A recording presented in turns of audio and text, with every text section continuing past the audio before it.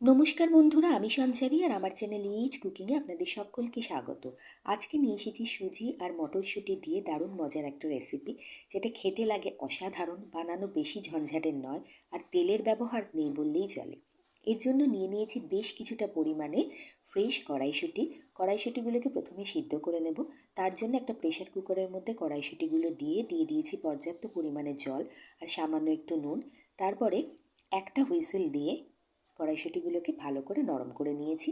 এই কাজটা প্রেশার কুকারে না করে আপনারা বাটিতে জল দিয়ে তার মধ্যে কড়াইশুঁটি দিয়ে ডাইরেক্ট গ্যাস ওভেনে বসিয়ে করতে পারেন। একটা হুইসেল দেওয়ার পর আমি দেখিয়ে দিচ্ছি, দেখুন কড়াইশুঁটি কতটা নরম হয়ে গেছে। ঠিক এই রকম নরমই আমাদের দরকার। আর এখানে একটা কথা বলে রাখি, যে রেসিপিটা আমি শেয়ার করছি তার জন্য কড়াইশুঁটিটাকে না ব্যবহার করার আগে পুরোপুরি ঠান্ডা করে নিতে হবে। সেই জন্য কড়াইশুঁটিকে ভালো করে জল ঝরিয়ে নিয়ে ঠান্ডা হওয়ার জন্য কিন্তু রেখে দিতে হবে, যতক্ষণ না এটা পুরোপুরি ঠান্ডা হয়ে যায়। যতক্ষণ কড়াইশুঁটি ঠান্ডা হচ্ছে আমরা একটা ডো বানিয়ে নিচ্ছি। একটা কড়াই গ্যাসের ওপর বসিয়ে তার মধ্যে দিয়ে দিচ্ছি 2 বাটি পরিমাণে জল। যে বাটিটায় জল দেবেন সেই বাটি মেপেই কিন্তু সুজি দিতে হবে। আমরা এখানে যে ডোটা বানাবো সেটা সুজি দিয়ে বানাবো। 2 বাটি জল আমি গরম করতে বসিয়ে দিয়েছি। জলটা যেই ফুটে উঠতে শুরু করবে অমনি এর মধ্যে কিছু জিনিস অ্যাড করতে হবে। যেমন প্রথমে দিয়ে দিলাম সাদা তিল, দিয়ে দিচ্ছি সামান্য একটু পরিমাণে চিলি ফ্লেক্স, আর দিয়ে দিচ্ছি বেশ কিছুটা পরিমাণে কুচনো ধনেপাতা। তিল স্বাস্থ্যের জন্য ভালো, আর ধনে পাতাটা ভীষণ একটা কালারফুল টেক্সচার আনবে রান্নাটাতে। চিলি ফ্লেক্সে দেখতেও যেরকম সুন্দর হবে তেমনি ঝালটাও অ্যাডজাস্ট হবে। সাথে দিয়ে দিলাম স্বাদ অনুযায়ী নুন। এবার সব কিছুকে ভালোভাবে মিশিয়ে নিয়ে 1 বাটি সুজি এই জলটার মধ্যে দিয়ে দেব। 2 কাপ যদি জল দেন তাহলে 1 কাপ সুজি। আর যদি আপনারা সুজির পরিমাণ বাড়াতে চান তাহলে যতটা পরিমাণ সুজি দেবেন তার ঠিক ডবল জল দেবেন। সুজিটা জলের মধ্যে দেওয়ার সাথে সাথে কিন্তু খুব স্পিডে এটাকে নাড়াতে শুরু করতে হবে, নাহলে কিন্তু সুজি দলা পেকে যাবে, সুজির মধ্যে গুটলি তৈরি হবে। সেইটা যাতে না হয় সেই জন্য স্প্যাচুলা দিয়ে খুব কিন্তু স্পিডে সুজিটাকে জলের সাথে সব কিছুর সাথে মেশাতে হবে। আমি এখানে আপনাদেরকে পুরো প্রসেসটাই ভিডিওতে দেখাচ্ছি, কিভাবে আমি সুজিটার একটা ডো বানাচ্ছি।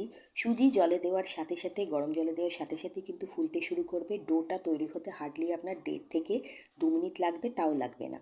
খুব তাড়াতাড়ি কিন্তু সুজিটা একটা ফর্ম নিতে শুরু করবে এবং এটা কিন্তু প্যানটাকে পুরোপুরি ছাড়তে শুরু করবে। দেখুন এখনই কিন্তু সুজিটা বেশ খানিকটা প্যানটাকে ছাড়ছে। ঠিক এই অবস্থাতে এর মধ্যে আমি সামান্য একটু তেল দিয়ে দিলাম, যাতে সুজি একেবারেই প্যানের সাথে না লেগে পুরোটাই উঠে আসে। যখন সুজিটা একটু নরম থাকবে সেই অবস্থায় সামান্য একটু তেল দেবেন, দিয়ে আবার অনবরত নাড়াচাড়া করতে থাকবেন। গ্যাসের ফ্লেমটা কিন্তু আছে মিডিয়াম, হাই করবেন না, মিডিয়াম ফ্লেমেই এই সুজির ডো বানানোর কাজটা করতে হবে। সুজি যখন অ্যাসেম্বল করতে শুরু করবে, ফোল্ড হতে শুরু করবে, তখন বুঝবেন যে সুজির যে ডোটা আপনি বানাচ্ছেন সেটা বানানো পুরোপুরি রেডি। দেখুন সুজিটা কিন্তু পুরোপুরি একটা ডোয়ের আকার নিতে শুরু করেছে।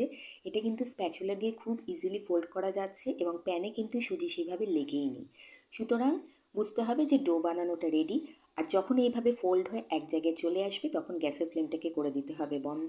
বন্ধ করে দিয়ে সুজিটাকে এইভাবেই একটুখানি ঠান্ডা হওয়ার জন্য রেখে দিতে হবে। সুজি যাতে পুরোপুরি ঠান্ডা না হয়, একটু উষ্ণ থাকে, সেদিকে লক্ষ্য রাখতে হবে। সুজিটা বেশ কিছুটা ঠান্ডা হয়ে যাক, ততক্ষণে আমরা কড়াইশুঁটির ব্যবস্থা করে নিই। কড়াইশুঁটিগুলো এতক্ষণে বেশ ভালো মতো ঠান্ডা হয়ে গেছে। এবার যেটা করতে হবে, কড়াইশুঁটিগুলোকে ভালো করে ম্যাশ করতে হবে। ম্যাশ করার জন্য আপনি ম্যাশার ব্যবহার করতে পারেন, হাত দিয়ে করতে পারেন, কোনো বাটি বা কোনো গ্লাসের তলা দিয়েও কিন্তু এভাবে চেপে চেপে করতে পারেন, আপনার যেটা সুবিধা। আমি এখানে একটা গ্লাস দিয়ে ভালো করে চেপে চেপেই কড়াইশুঁটিগুলোকে ম্যাশ করছি। একদম মিহি পেস্টের মতো করার কোনো প্রয়োজন নেই, একটু খচখচে থাকলে বরঞ্চ বেশি ভালো হবে। তো এইভাবেই সমস্ত কড়াইশুঁটিগুলোকে আমি ভালো মতো করে ম্যাশ করে নিয়েছি। এবার এর মধ্যে কিছু জিনিস অ্যাড করছি।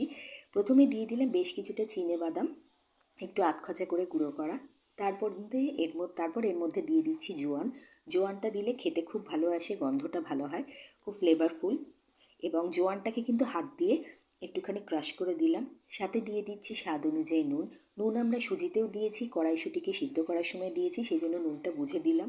অল্প একটু চাট মশলা দিলাম, আর দিয়ে দিচ্ছি 2 থেকে 3 চামচ পরিমাণ ছাতু।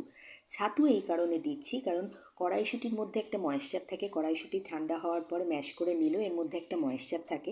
আমরা যেহেতু এটাকে পুর হিসাবে, ফিলিং হিসাবে ব্যবহার করবো, এর মধ্যে যদি একটু ময়েশ্চার থাকে তাহলে কিন্তু জিনিসটা খারাপ হয়ে যাবে। সেই জন্য ময়েশ্চারটাকে অ্যাবজর্ব করে নেবে ছাতু, সেই জন্য ছাতু দিলাম।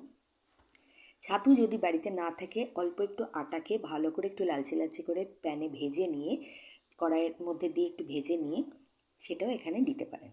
এইবারে এর মধ্যে একটু লঙ্কা দিয়ে দিলাম, দিয়ে এই ফিলিংটাকে রেডি করে নিলাম। ফিলিংটা এমন তৈরি করতে হবে যে যখন হাতে নিয়ে একটা গোল পাকাবেন এটা সহজেই একটা ছোট্ট গোল একটা বলের মতো শেপ নেবে। তার মানে ফিলিংটা একেবারে রেডি। এবার যেভাবে আমরা কড়াইশুঁটির কচুরি বানানোর সময় কড়াইশুঁটির পুরটাকে হাতে গোল পাকিয়ে আগে রেডি করে নিই, সেইভাবে এই রকম পুরের যে গোলাগুলো সেগুলো আমি আগে রেডি করে নেব। এইভাবে গোল পাকিয়ে রেডি করে নিলে কি হয়, পরে ফিলিংটা ভরার সময় সুবিধা হয়। একে একে সব কটা গোল কিন্তু আমি এইভাবে বানিয়ে নিচ্ছি। আর এইভাবে যদি কড়াইশুঁটির ফিলিংটা বানিয়ে রাখেন না, পরের প্রসেসটা কিন্তু করতে ঝামেলা হয় না। এইভাবে বানিয়ে আপনারা ফ্রিজে আরামসে 5-6 দিন রেখে দিতে পারেন। যখনই বানানোর ইচ্ছা হলো তখনই কিন্তু সুজির ডো বানিয়ে এইভাবে ফিলিং ভরে এইভাবে জিনিসটাকে বানিয়ে নিতে পারেন। এদিকে সুজিটাও কিন্তু মোটামুটি ঠান্ডা হয়ে গেছে, হালকা তাপ এর গায়ে আছে। এই অবস্থায় সুজিটাকে বেশ আটা মাখার মতো করে মেখে নেব। এই সময় মাখতে কিন্তু কোনো অসুবিধা হবে না, কিন্তু যদি আপনার মনে হয় হাতে একটু চিপচিপে লাগছে, সামান্য একটু তেল ওপর থেকে দিয়ে নেবেন, তাহলে কিন্তু ডোটা খুব ভালো মতো ফর্ম হবে। তো দেখুন একদম আটা বা ময়দার আমরা যেরকম ডো বানাই সেরকমই কিন্তু সুজির ডো রেডি হয়ে গেছে। এইবারে হচ্ছে যেরকম করে আমরা কড়াইশুঁটির কচুরি করি, যেভাবে আমরা ময়দার গুলিগুলোকে নিয়ে একটা বাটি শেপ করি, সেরকম করে এই ডো থেকেও সুজির ডো থেকেও একটু করে হাতে নিয়ে গোল পাকিয়ে একটু চ্যাপ্টা করে নিয়ে তার মধ্যে কড়াইশুঁটির যে ফিলিংটা ভরে ভালো করে গোল করে নেব। এবার এখানে একটা জিনিস দেখতে হবে, সেটা হচ্ছে আটা বা ময়দা দিয়ে যখন আমরা এরকম লেচি করে গোল করি সেগুলো কিন্তু খুব সুন্দর পারফেক্টলি তৈরি হয়। কিন্তু সুজির এই যে বাটিটা আপনি তৈরি করবেন, সুজি কিন্তু নরম, ফলত বাটিটা কিন্তু ঠিকমতো তৈরি নাও হতে পারে। তাতে চিন্তার কোনো কারণ নেই। একটু হাতে ভালো করে স্প্রেড করে ভেতরে গোলটা ভরে চারিদিক শুধু কোনো রকমভাবে আটকে নিলেই হবে। নিয়ে তারপর হাতে ভালো করে গোল দিয়ে করে নিন, গোল শেপ দিয়ে নিন। দেখুন একদম রসগোল্লার মতো এক একটা গোল কিন্তু তৈরি হবে। আমি আরও একটা আপনাদেরকে দেখিয়ে দিচ্ছি। জাস্ট 2 হাত দিয়ে চাপ দিয়ে এই গুলিটাকে একটুখানি ফ্ল্যাট করে নেবেন। তার মধ্যে ফিলিংটা দিয়ে চারিদিক থেকে টেনে টেনে এনে ফিলিংটাকে ভালো করে কভার করে দিতে হবে। নিখুঁত বাটি বানানোর কিন্তু কোনো প্রয়োজন নেই। চ্যাপ্টা হোক পাতলা হোক কোনো অসুবিধা নেই। আর একটা জিনিস এখানে বলে রাখি, যে এই যে ফিলিংটা ভরার আগে এই যে বাটিটা আমরা বানাচ্ছি, বাটিটা যতটা পারবেন পাতলা করবেন, তাহলে কিন্তু খাওয়ার সময়ের ক্রাঞ্চটা খুব ভালো আসবে। আর যেহেতু এগুলো আমরা ভীষণ কম তেলে করব, সেই জন্য এবং ডিপ ফ্রাই একদমই করব না, সেই জন্য এই গায়ের যে কোটিংটা হবে না, যেটা সুজি দিয়ে আমরা বানাচ্ছি, যতটা পারবেন পাতলা করবেন। এইভাবে প্রত্যেকটা গোল আগে বানিয়ে নিচ্ছি। দেখুন প্রত্যেকটা এইভাবে ফিলিং ঢুকিয়ে এরকম বাটিগুলোকে ভরে আমি বানিয়ে নিয়েছি। খুব সুন্দর দেখতে লাগছে। এবার আমি একটা নিয়ে নিয়েছি আপ্পে প্যান। আপ্পে প্যানটাকে আগেই গরম করতে বসিয়ে দিয়েছিলাম। এবার আপ্পে প্যানের যে গর্তগুলো আছে তার মধ্যে অল্প করে তেল ব্রাশ করে দিচ্ছি। আর এইটুকু তেল দিয়েই কিন্তু পুরো জিনিসটা সেঁকা বা ভাপা যাই বলুন হয়ে যাবে। আর একদমই কিন্তু তেল এর মধ্যে দেব না। ভীষণ কম তেলে এখনও পর্যন্ত কতটা তেল আমি ব্যবহার করেছি আপনারা দেখেছেন। তেলের ব্যবহার এই রান্নায় নেই বললেই চলে। বলতে পারেন এটা সুজির এক ধরনের কচুরি, যেটা খাস্তা কচুরি, যেটা খেতে ভীষণ ভালো লাগে, যেটাকে আপনি গিল্ট ফ্রি ওয়েতে খেতে পারবেন। অনেক সময় মনে হয় যে কচুরি খেতে ইচ্ছা হচ্ছে, কিন্তু সেটা তো ডিপ ফ্রাই করতে হবে, অনেক তেল পেটে চলে যাবে ভেবে আমরা একটু হিচকিচ করি। এইভাবে বানিয়ে দেখতে পারেন সুজি দিয়ে, দুর্দান্ত লাগবে খেতে, যেমন ক্রিস্পি তেমনই সুস্বাদু। অবশ্যই বানাবেন। ছোটোখাটো কোনো রকম যখন খিদে পায় আমাদের বিকেলে বা সকালে, তখন কিন্তু এগুলোকে বানিয়ে খেতে পারেন। এবং এটা বাচ্চাদের জন্য টিফিন বক্সেও প্যাক করে দিতে পারেন, ভীষণ হেলদি অপশান খাওয়ার জন্য। আর সুজি যেহেতু আগের থেকেই গরম জলে রেডি করে নেওয়া, ফলত সুজিটাও একদম, সুজির কোটিংটাও পুরোপুরি প্রথম থেকেই রেডি। ভেতরের পুরটাও যেহেতু আমরা কড়াইশুঁটি সিদ্ধ করে রেখেছি সেটাও রেডি, ফলত এটা কিন্তু হতে একেবারেই টাইম নেবে না। ঢাকা চাপা দিয়ে ঘুরিয়ে ফিরিয়ে এটাকে আমরা এদিক ওদিক করে সেঁকে নেব।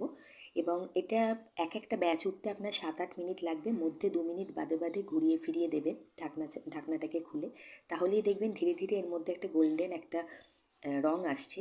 এবং 7-8 মিনিট বাদে দেখুন কতটা সুন্দর রং এসেছে। ঘুরিয়ে ফিরিয়ে আমি যা তেল দিয়েছিলাম সেই তেলেই আমি করেছি। আপনি যদি মনে করেন আরেকটু তেল দেবেন, এগুলোকে ফ্লিপ করার সময় আরেকটু তেল ওপরে ব্রাশ করে দিতে পারেন, কিন্তু তেল লাগবে না, সেটুকু আমি বলে দিতে পারি। খেতে খুব ভালো হয়, অবশ্যই খাবেন। করে আমাকে শেয়ার করবেন, বন্ধুবান্ধব আত্মীয় স্বজনে শেয়ার করবেন আপনার এক্সপিরিয়েন্স, আর বন্ধুবান্ধব আত্মীয় স্বজনের সাথে শেয়ার করবেন। একবার চাপ দিলেই দেখুন কত সুন্দর এটা ফেটে গেল, এবং এর যে ভেতরে ফিলিং সেটা পুরোপুরি ভরা, আর বাইরের যে লেয়ারটা দেখুন কতটা পাতলা।